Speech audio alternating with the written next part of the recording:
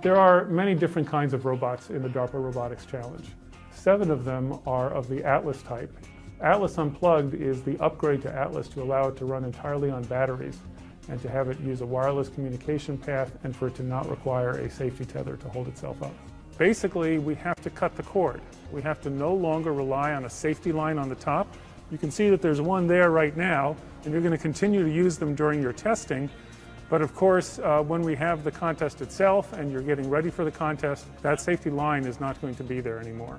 The new Atlas is 75% new. Only 25% of the parts that are in there are from the old Atlas.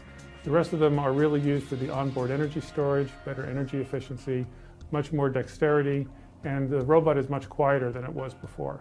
It also is a little bit stronger so that it can better get off the ground in case it falls. We've tried to make a number of innovations to the new robot. The primary one is the new battery pack. So in the back of the robot here, you'll see a large box which represents all the energy that the teams will have to work with during the entire DRC finals. That battery then goes through this brand new distribution panel that provides all the power on the robot. In the heart of the robot is a brand new pump. This is a very quiet pump, and we're really excited about this pump because it makes the robot a lot quieter. The teams can actually operate this robot without the need for any hearing protection. It's a variable pressure pump, so that'll allow the teams to change and decide what pressure they will use on the robot during any of the tasks of the competition. And that will allow them to actually save battery power by using less pressure on the robot.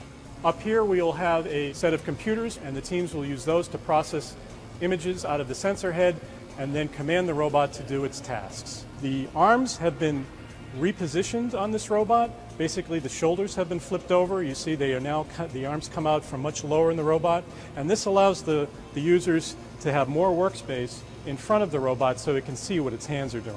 These are the older forearms, but we will have a new set of electric forearms which have a wrist degree of freedom which will allow them to turn doorknobs without having to torque the whole arm. 3/4 of this robot has changed basically from the knees all the way up. So the teams are going to have quite a job over the next 3 months to get reacquainted with the new Atlas Unplugged.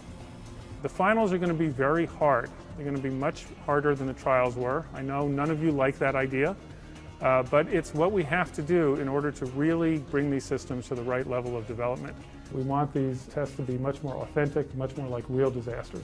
We're going to make the communication much more realistic, much more austere and difficult with long blackouts of up to a minute. The robots are going to have to do all of these tasks in sequence without any human help. There won't be any possibility for a person to intervene. And so the robots will have to perform much, much better than before. They'll have less time to do it, only an hour for the entire mission. And may the best robot win.